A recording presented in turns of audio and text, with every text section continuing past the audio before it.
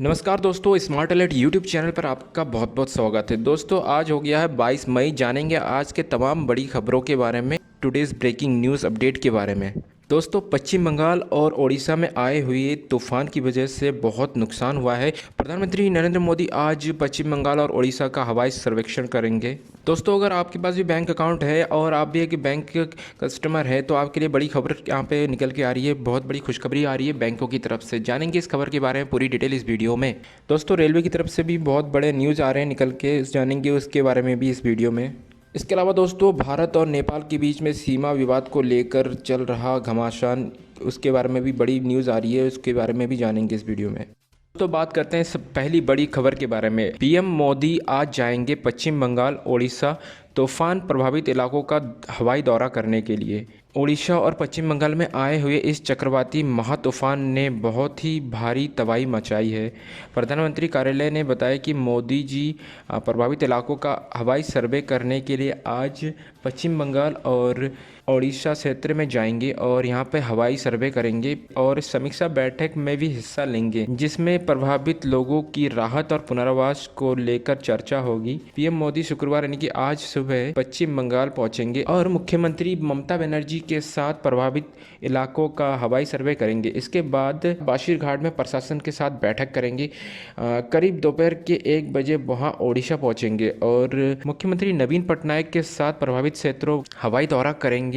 पश्चिम बंगाल में तूफान की वजह से 72 लोगों की मौत हो गई है और इनके लिए मुआवजे का ऐलान करते हुए पीएम मोदी से प्रभावित इलाकों का दौरा करने की भी अपील की है। दोस्तों दरअसल तेज हवाओं और जोरदार बारिश के साथ चक्रवाती तूफान ने बुधवार को पश्चिम बंगाल और ओडिशा में तूफान ने भारी तबाही मचाई और अपने रास्ते में आने वाली हर एक चीज़ को उखाड़ फेंका है। इससे 72 लोगों की अभी तक मौत हो चुकी है और बहुत से लोग अपने घरों से बेघर हो चुके हैं। इंडियन रेलवे की तरफ से आज से खुल जाएंगे रेलवे रिजर्वेशन के काउंटर्स। दोस्तों आप कॉमन सर्विस सेंटर और एजेंट के जरिए भी टिकट का बुकिंग स्टार्ट हो जाएगा आज से। दोस्तों भारतीय रेलवे ने एसी और विदाउट एसी ट्रेन की रिजर्वेशन स्टार्ट कर दी है, यानी कि आज से ही स्टार्ट हो जाएगी यहाँ की रिजर्वेशन। अब आप अगर किसी अन्य राज्य में जाना चाहते हैं या फिर अपने कहीं पे फंसे हुए हैं, घर आना चाहते हैं, प्रवासी मजदूर हैं, तो आप सभी लोग रिजर्वेशन कर पाएंगे और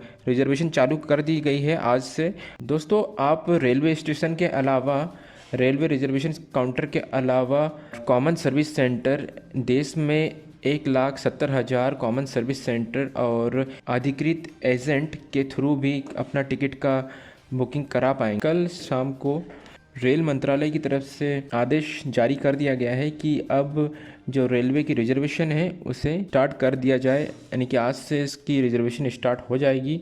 दोस्तों इसी के साथ महाराष्ट्र से एक न्यूज़ आ रही है रेलवे की तरफ से। यहाँ पर ट्रेनों पे रोक लगा दी गई है, यानी कि 1 जून से चलने वाली ट्रेनों की जो टिकट बुकिंग चालू हो गई थी, इस पे अब रोक लगा दी है और टिकट सारी रद्द कर दी गई है। दोस्तों महाराष्ट्र में कोरोना वायरस के लगातार बढ़ते हुए मामलों को देखते हुए महाराष्ट्र सरकार ने एक जिले से दूसरे जिले की यात्रा पर पाबंदी लगा दी है। इस पाबंदी के बाद भारतीय रेलवे ने उन यात्रियों के रेलवे टिकट रद्द कर दिए हैं जिन्होंने यात्रा प्रारंभ होने से पहले अपना रिजर्वेशन करा रखा था। टिकट्स उनका रिजर्वेशन कैंसिल कर दिया है। रेलवे ने कहा है कि दोस्तों वहां 1 जून से चलने वाली ट्रेनों को रद्द किया गया है।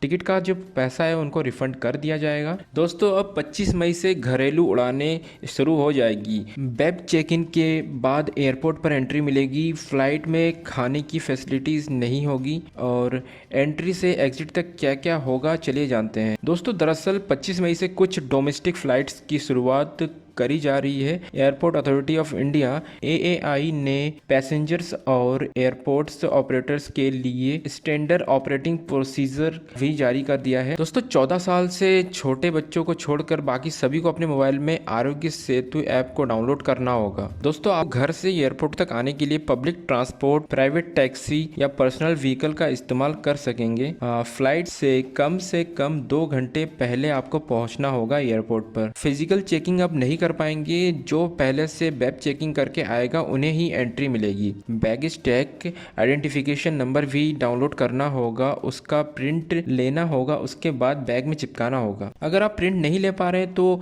किसी मोटे कागज में PNR नंबर को लिख करके बैग पर रस्सी से बांध सकते हैं। एयरपोर्ट में एंट्री से पहले आपको ध्यान रखना होगा कि मास्क और ग्लव्स बिना पहने एंट्री आपको नहीं मिलने वाली है। अगर आपके आरोग्य सेतु ऐप में रेड मार्कर है तो आपको एंट्री नहीं मिलेगी। सिर्फ एक चेक इन बैग और एक कैबिन बैग की इजाज़त होगी। टर्मिनल बिल्डिंग में एंट्री से पहले आपको एक तय की गई जगह पर थर्मल स्क्रीनिंग जोन से गुजरना होगा। दोस्तों, जूते चप्पलों को डिसइंफेक्टेड करने के लिए एंट्रेंस पर ब्लीच भीगे मैट या कारपेट पर रखे जाएंगे। डिपार्चर और अराइवल एरिया में ट्रॉली नहीं मिलेगी। जिन्हें वाकई में जरूरत है उन्हें मांगने पर सैनिटाइज की हुई ट्रॉली दी जाएगी। जरूरतमंदों को पहले से सैनिटाइज की हुई व्हील चेयर मिलेगी। दोस्तों, अब SBI और HDFC के बाद ICICI बैंक ने भी शुरू किया नई FD स्कीम। इस नई FD स्कीम में जो वरिष्ठ नागरिक है उनके लिए एक बड़ी FD स्कीम की शुरुआत की है ICICI बैंक ने। इसमें वरिष्ठ नागरिकों को साधारण ब्याज दरों के मुकाबले ज्यादा ब्याज मिलने वाला है। इससे पहले HDFC बैंक भी सीनियर सिटीजन के लिए एक नई स्कीम ला चुका है। बता दें कि लॉकडाउन के दौरान अर्थव्यवस्था को रफ्तार देने के लिए बैंकों ने अपने कर्ज जहां सस्ते किए थे वहीं पर फिक्स डिपॉजिट पर ब्याज दरें जो है कम कर दी थी ग्राहकों के लिए। इस व्यवस्था में जिन्होंने फिक्स डिपॉजिट कर रखा था उन्हें काफ़ी नुकसान हो रहा था। और दोस्तों, अभी सिटीजन जो सीनियर सिटीजन है वो अगर फिक्स डिपॉजिट करते हैं तो उनको जो ब्याज है नॉर्मल ब्याज की तुलना में 0.80% जो है ब्याज दर ज़्यादा मिलेगा। तो अगर आप अपना या फिर अपने किसी घर के वरिष्ठ का FD करना चाहते हैं तो फिर तो आप ICICI bank golden year FD scheme के साथ जुड़ सकते हैं और अपना FD करा सकते हैं। इसमें मैक्सिमम जो अमाउंट जमा करने की राशि है 2 करोड़ तक आप जमा कर सकते हैं। इस पे आपको सालाना 6.5% ब्याज मिलेगा। इसे आप 5 साल या फिर 10 साल तक निवेश कर सकते हैं। दोस्तों, भारत बना PPE उत्पाद का दूसरा सबसे बड़ा देश।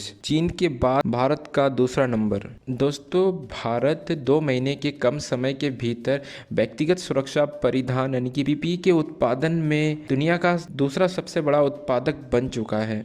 पाकिस्तान की सरकारी साइट पर भारत के हिस्से में दिखा POK नक्शे का जो स्क्रीनशॉट है वायरल हुआ। दोस्तों, कोरोना संक्रमण से जुड़ी जानकारी देने वाला पाकिस्तान का जो सरकारी वेबसाइट है उस पे गुरुवार 21 मई को जारी एक नक्शे में POK को भारत में यानी कि भारत के नक्शे में दिखाया गया है। तो इसका जो स्क्रीनशॉट लेकर लोगों ने ट्विटर पे और बाकी अदर सोशल मीडिया पे बहुत ज़्यादा शेयर किया और इसको लोगों ने इस पे बहुत से कमेंट्स भी किए। दोस्तों, बहुत लोगों ने तो ये भी बोला कि अब पाकिस्तान खुद ही जो POK है उसको भारत के नक्शे में बता रहा है।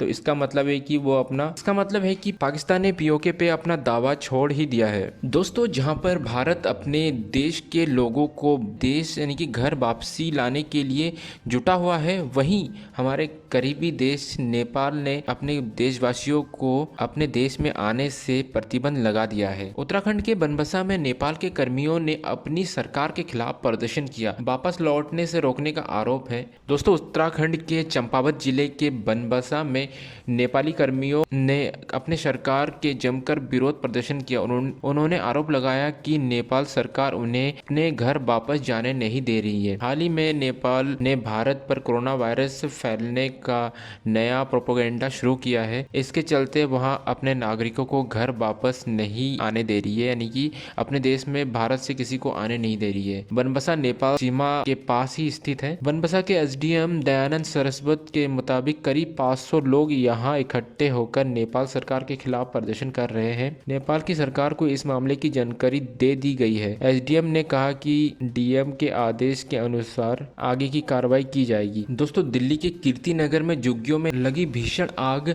100 से ज्यादा झुग्गियां जलकर खाक हो गई। दिल्ली के कीर्ति नगर में स्थित झुग्गियों में गुरुवार रात को हड़कंप मच गया। रिपोर्ट के मुताबिक इस आग में 100 से ज्यादा झुग्गियां जलकर राख हो गई। फायर डिपार्टमेंट को रात के 11:20 पर इस इस घटना के बारे में सूचना मिली। इसके बाद 30 से अधिक दमकल की गाड़ियां आग बुझाने के काम में जुट गई। राहत की बात यहाँ है कि इस घटना से कोई हताहत नहीं हुआ है। बता दें कि झुग्गी में सबसे बड़ी संख्या में मजदूर रहते थे। आग पर तो काबू पा लिया गया है, लेकिन इससे नुकसान बहुत हुआ है। दोस्तों ये आग एक सिलेंडर के फटने से लगी और देखते ही देखते पूरे झुग्गी को जलाकर राख कर दिया। दोस्तों खबरों में आज इतना ही। दोस्तों ऐसे ही खबरों की जानकारी के लिए हमारे चैनल को सब्सक्राइब करना बिल्कुल मत भूलिएगा। तो मिलते हैं नेक्स्ट ब्रेकिंग न्यूज अपडेट के साथ।